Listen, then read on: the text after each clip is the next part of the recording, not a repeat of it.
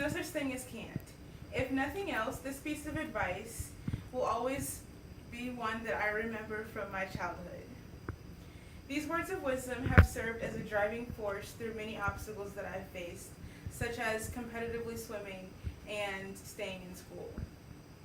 When I joined the local swim team around the age of 6, I joined because I wanted to do something other than dancing. I tried soccer at first, but I quickly realized that I had a huge hatred for running, so I became a swimmer.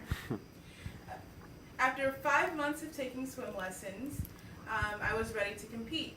And at my first swim meet, I was so nervous. I walked into there and I saw all these kids my age swimming fast, winning races, getting ribbons, and they were so happy, and I just wanted to be like that.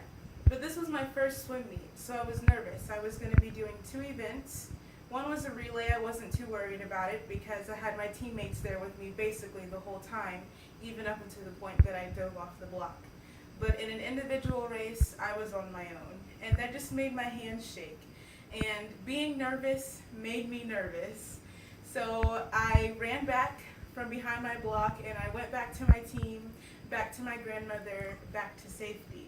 And she looks at me and she says, "We're going to go back to your starting block." So she walks me back there with my hands in her hand, and she tells me to just swim fast. And I say, "I can't swim fast. I'm too nervous. These people are going to look at me funny, and I'm going to forget how to swim." So she says, "There is no such thing as can't. You've been doing well in swim lessons, and you're ready to compete, and you can do it. So in this situation, you have to try. There's no other choice." I took these words to heart, and I let her go back to her seat, and I swam my race. And just in case you were wondering how the race went, I did the damn thing. I finished the race in 3rd place, my very first swim race, and I got a ribbon. I was so happy. I ran back to my team, back to my grandmother. This time I had a smile on my face instead of tears. This moment stuck with me for the next 15 years. I'm now almost 21 years old. My freshman year of college was, to say the least, very hectic. The new environment, the new people, the coursework, it was very overwhelming for someone who came from a small town, not used to any of it. I didn't get better. I ended up convincing myself that I couldn't do it, that I can't do college, and I wanted to run back like 15 years ago at that swim meet. I wanted to run back home, back to safety, and quit college.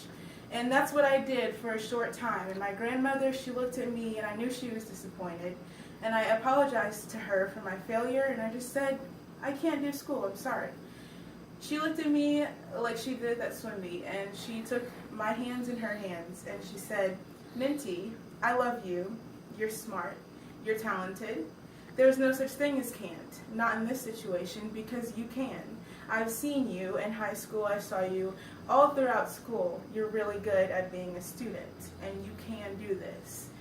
So now, after taking a whole semester off of school, thinking about what I want to do with my life and regaining my motivation, I have come to the realization that yes, I can finish school because getting an education is a part of my goals.